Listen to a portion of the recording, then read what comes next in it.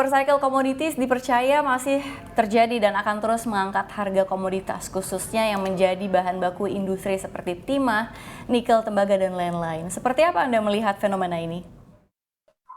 Saya rasa saya sependapat dengan banyak pandangan kalangan analis atau pasar ya, bahwa super cycle ini akan terus berlanjut karena kami melihat bahwa seperti kayak sekarang kayak selain daripada komoditas-komoditas yang tadi disebutkan tadi seperti kayak batu bara aja, harganya terus meningkat terus dan kemudian komoditas lainnya yang kita juga terlibat nikel dalam hal ini juga terus menunjukkan penguatan baik dari segi harga maupun juga permintaan ya.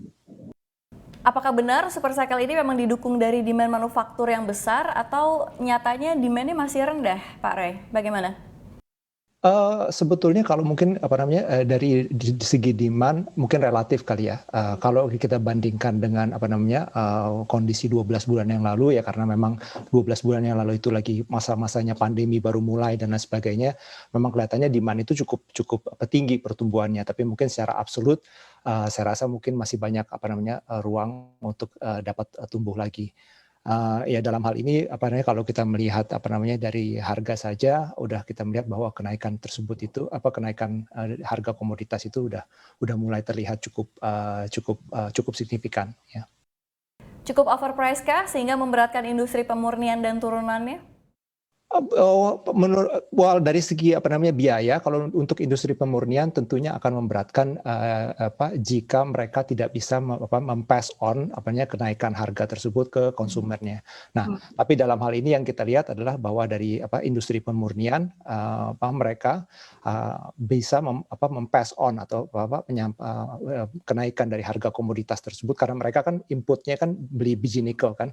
Nah, harga biji nikel naik, mereka murnikan menjadi katakanlah produk turunan seperti kayak nikel, pig iron dan lain sebagainya yang mereka jual juga dengan harga yang lebih tinggi sehingga kurang secara garis besar margin mereka juga tidak terpengaruh banyak gitu. Pak Ray, Harum Energi baru saja menambah kepemilikan saham di Nickel Mines. Lalu apa nih rencana ke depan Anda di Nickel Mines nanti?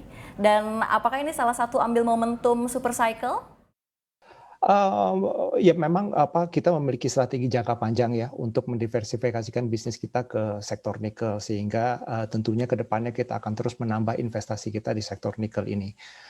Tentunya kami melihat peluang dari Nickel Mines Limited ini karena memang mereka sedang merencanakan ekspansi proyek-proyek mereka di dua tahun ke depan sehingga kami melihat ini sebagai peluang untuk menambah kepemilikan kita di perusahaan ini. Oke, itu untuk nilainya itu apakah tidak terlalu mahal mengakuisisi saham Nickel Mines saat harga nikel tinggi? Sebetulnya kami melihat harga nikel itu masih ada upside ya.